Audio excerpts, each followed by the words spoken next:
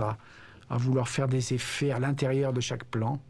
Alors quelquefois c'était irrésistible et très efficace, et quelquefois c'était un tout petit peu à côté du sujet. Les relations étaient souvent tendues à cause de ça. Merde alors, qu'est-ce qu'il y a? Je suis au 100 mm, oui. Ah, je sais pas, je vais monter sur ses épaules. Non, vous êtes trop regardé, Louis. Mais il n'y a pas que Molinaro qui soit l'objet de ces sautes d'humeur. Son jeune partenaire Claude Rich en fait aussi les frais. Et comme De Funès avait joué la pièce 300 ou 400 fois, et qu'il l'avait joué avec un garçon qui s'appelait Guy Bertil, il me disait toujours, Guy Bertil faisait ça. Alors évidemment, un acteur, ça le vexe toujours. Alors, t'as qu'à demander à Guy Bertil. Monsieur, douteriez-vous de ma parole? Non, pas du tout, mais enfin tout de même. Un jour, j'étais dans ma loge, j'arrive, je dis, mais pourquoi on ne tourne pas? On me dit, De Funès ne veut plus tourner parce que Molinaro ne le fait pas rire. Moi, je perds un temps infini à expliquer aux metteurs en scène des choses comiques que je sais comiques. Et je ne suis pas infaillible, bien sûr. Mais quand même, dans 80% maintenant, je peux croire que je connais.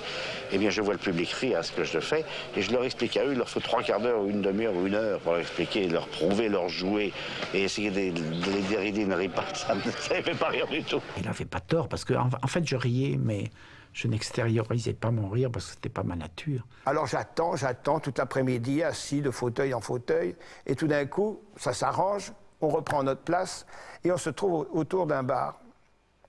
Et je dis ma réplique. On était énervés, hein, forcément, ça faisait 6 heures qu'on n'avait pas tourné. Je dis ma réplique, et il me fait... Guy Bertil.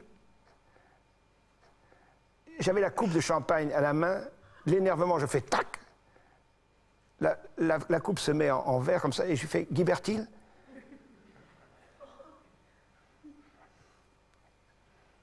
Une peur, panique se lit dans les... Mais j'avais le nez très tiré quand j'ai dit ça. Il a fait « Ah bon ?» Et on a enchaîné. Et puis j'ai été assez malade quelque temps après le film, et j'ai reçu un bouquet de fleurs comme ça, et De Funès m'a écrit « On a eu un petit mot, mais je t'aime beaucoup, tout ça et tout. »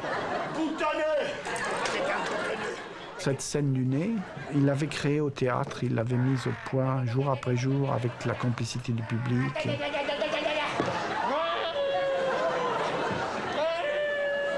Je l'ai fait tout à fait par hasard et j'ai vu que ça marchait. Ça m'a appris qu'un geste... ça m'a appris un peu l'art du mime que je ne connaissais pas. Un geste que vous faites ça, ça, et ça reste dans l'air un certain instant. Je fais une forme et la forme reste. Le public l'avait tellement aidé pour construire cette scène, pour la développer, pour l'amener jusqu'à la folie, que ce public lui manquait terriblement sur un plateau de cinéma, et que Louis était prêt à renoncer à cette scène. Mon travail à ce moment-là a été de le convaincre de la tourner, mais pour l'aider, j'ai demandé à mon équipe de recruter les gens qui ne travaillaient pas sur les autres plateaux. On a installé des bancs, on a recréé les conditions d'un petit théâtre. Et là, Louis s'est détendu petit à petit, il a joué la scène, on a tourné à 2 caméras et basta. On a tourné une fois et ça a été fini.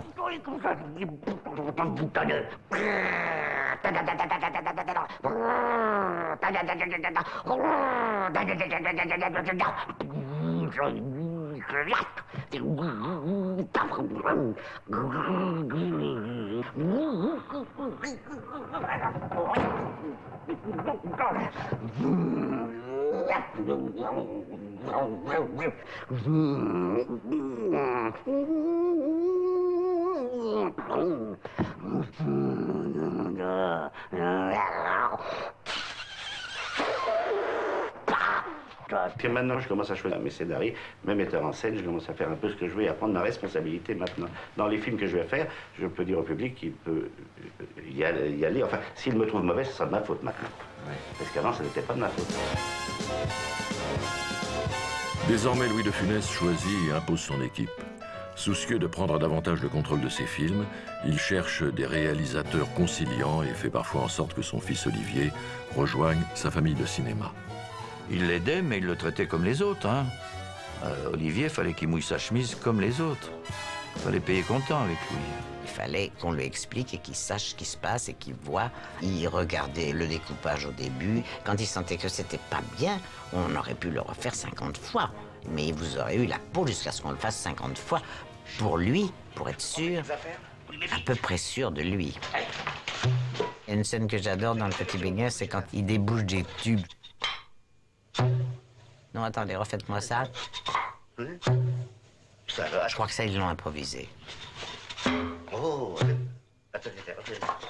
Allez. Attends une seconde, j'ai rien fait. Oh, attendez. Oh là là, attendez. Ah, bon, je les garde, là. Ces deux-là, je les garde. Je vais prendre celui-là. Attendez, il est vide, ça va très bien, allez-y.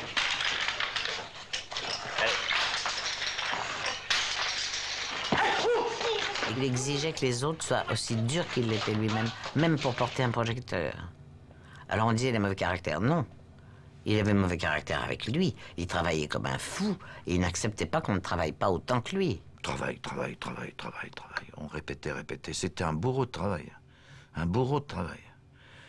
Et puis, il truquait pas, il allait à fond. Je l'ai admiré, hein, parce qu'on l'a carrément enterré dans un trou avec de l'eau par-dessus, hein, peut-être noyé. Hein. Il a accepté de faire... Ce gars, il y avait un tas de gags extraordinaires dans ce film. Merveilleux! C'est merveilleux! Regardez!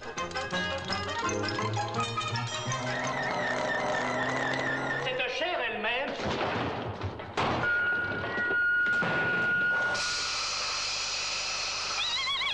Il avait un énorme sens de l'observation et de l'imitation. Il imitait les animaux. C'est la pie de mer, ça. La pie de mer.